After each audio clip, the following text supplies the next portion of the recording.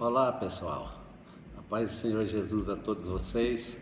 Estamos aqui mais uma vez nessa noite para nós discorrermos um pouco sobre a palavra de Deus, entendendo que o homem mais sábio do mundo, que é Jesus Cristo, o que Ele pode fazer em nossas vidas, mudar nossas vidas. Quando a palavra de Deus diz que a nossa vida agora é nova, as coisas velhas passaram, se tudo se fez novo, então nós temos uma transformação. E essa transformação é Jesus que proporciona para nós. Por isso que nós estamos aqui dando continuidade àquilo que nós vimos ontem, e nós estamos verificando como nós podemos ter uma vida melhor, uma vida mais encaixada, uma vida que vale a pena, uma vida que realmente Jesus veio dar para nós, que é a vida abundante. Então nós vamos continuar hoje, certo? E você é muito bem-vindo, você que está assistindo agora, e você está, eu sei, descansando um pouco com essa situação que nós estamos tendo no Brasil, em Minas Gerais, em Arcos e a maioria do mundo. Então nós vamos continuar na graça do Senhor, através da tua misericórdia que renova a cada manhã, a entender mais o que Jesus quer para nós, porque afinal de contas a nossa vida continua, não é? Apesar de todos os problemas, apesar de todas as dificuldades, essa vida continua, porque Jesus falou que nós iríamos sofrer, iríamos ter aflições, mas Ele venceu e nós podemos vencer com Ele. Hoje eu quero ver com você prestar bastante atenção em um texto que eu vou ler aqui agora, que está em Marcos, no capítulo 8, no versículo 17, que diz assim: Jesus, percebendo-o, lhes perguntou: por que discorrias sobre o não terdes pão? Ainda não considerastes nem compreendestes? Tendes o coração endurecido, tendo olhos não vedes, e tendo ouvido não ouvis? Não vos lembrais de quando partiu 5 pães para os 5.000, quantos cestos cheios de pedaços recolhestes? Responderam eles: 12. E de quanto partiu 7 pães para os 4.000, quantos cestos cheios de pedaços recolhestes? Responderam: 7. Ao que lhes disse Jesus: não compreendeis ainda? Esse é um texto que esclarece muita coisa para nós, porque em qualquer momento, em qualquer situação, nós vivemos em 2 mundos. Aqui está relatando a respeito disso. Primeiro, o mundo das ilusões, e depois o mundo da realidade. Aqui estamos com esse texto relatando a respeito disso. Um dia Jesus estava caminhando na cidade de Jerusalém e ele deparou com um cego de nascença. E esse cego de nascença estava pedindo esmola na rua, uma situação não muito agradável. E os discípulos que estavam com Jesus perguntaram para ele: quem pecou, ele ou seus pais, para que nascesse cego? Esse texto nós temos ele no Evangelho de João, no capítulo 9. Evangelho de João, no capítulo 9, tá? Se você quiser acompanhar. Aí, então os discípulos perguntaram: quem pecou, ele ou seus pais, para que ele viesse a nascer cego? O que eles estavam fazendo? Primeiro, eles estavam julgando os pais daquele jovem que era cego. Eles estavam fazendo um julgamento quanto aos pais. E, em segundo lugar, eles estavam também propondo algo no futuro daquele jovem, que ele fosse muito pecador e muito errado. Por isso que Deus falou: agora você vai nascer cego por causa do que você vai ser, porque Deus é onisciente, Ele sabe todas as coisas e Ele sabe o futuro de cada um. Eles estavam imaginando dessa maneira, não é? o que Jesus responde no capítulo 9, no versículo 3? Respondeu Jesus: nem ele pecou e nem seus pais, mas foi para que se manifestassem nele as obras de Deus. Então, sempre as pessoas perguntam o porquê das coisas.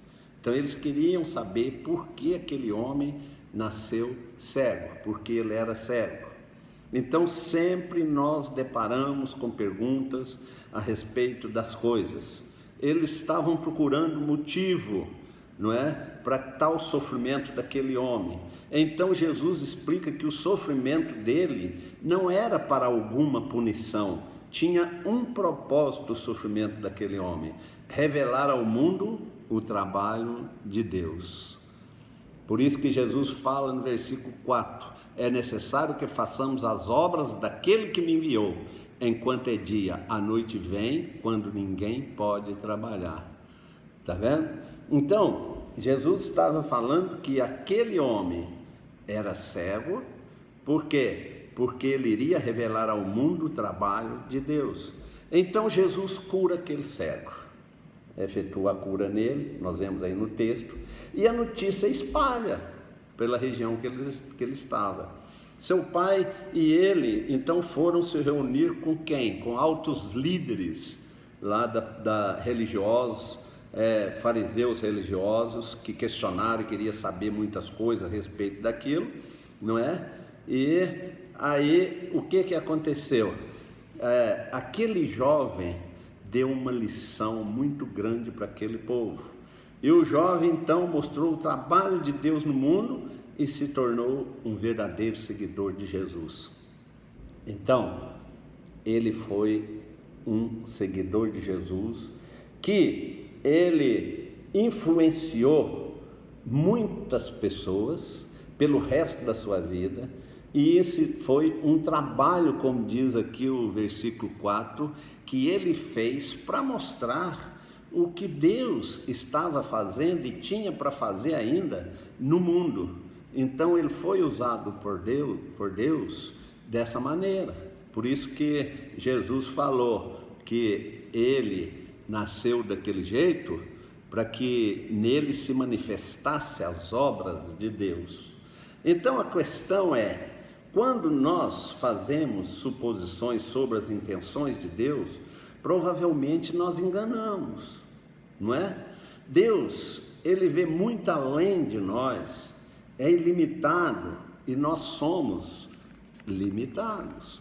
Por isso que Isaías, no capítulo 55, versículo 8 e 9, diz o seguinte: porque os meus pensamentos não são os vossos pensamentos, nem os vossos caminhos os meus caminhos, diz o Senhor. Porque assim como os céus são mais altos do que a terra, assim são os meus caminhos mais altos do que os vossos caminhos, e os meus pensamentos mais altos do que os vossos pensamentos. Que sabedoria de Deus! Então Deus está falando que nós somos limitados, Ele é ilimitado, Ele sabe tudo o que acontece, que faz, tem propósito em tudo, e nós não sabemos. Por isso que a maioria das vezes nós vivemos iludidos nesse mundo e das coisas do mundo. A questão é, quando nós fazemos suposições sobre as intenções de Deus, então é o que eu já disse, nós enganamos. Por isso que nós enxergamos as ilusões da vida e não a realidade da vida. E todos nós estamos propensos a isso, como nós vamos ver.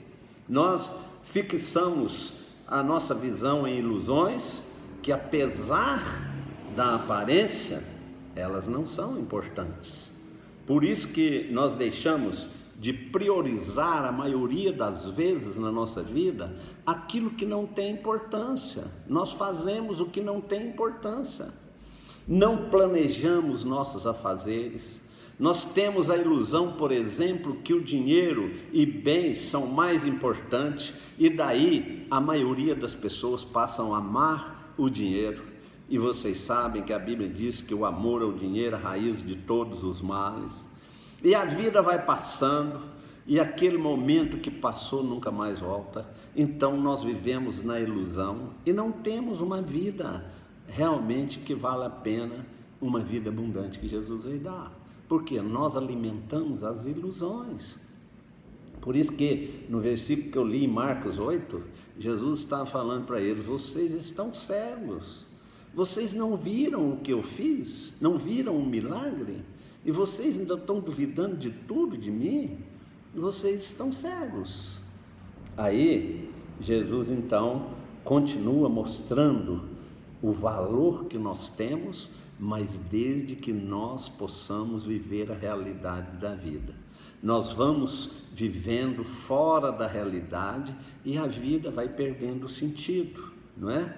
Então nós precisamos aprender a cada dia a administrar a nossa vida, vendo a realidade dos fatos, senão vivemos apenas na ilusão das coisas. Isso é que acontece com a gente.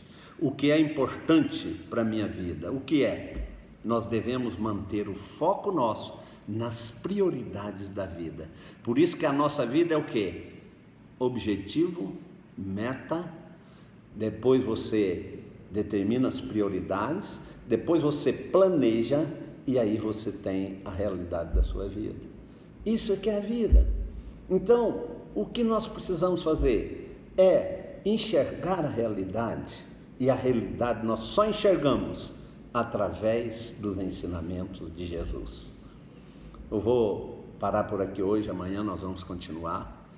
Quero agradecer a Deus porque Ele nos instrui maravilhosamente em Sua palavra, e peço a você que já começa a pôr os pés no chão, já começa a viver a realidade, não viver de ilusões. Nós vamos discorrer muito sobre isso aqui, sei que vai ser uma bênção, certo?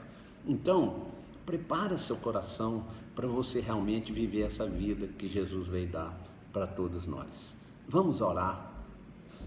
Senhor, nosso Deus e nosso Pai querido, mais uma vez, Senhor, estamos agradecendo ao Senhor pela Tua palavra, pela direção que o Senhor dá para nós.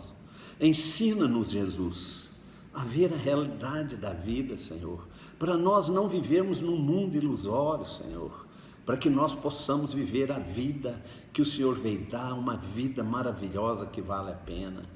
Por isso, Senhor, é que eu peço a Tua bênção sobre todos os que estão ouvindo e sobre toda a sua família.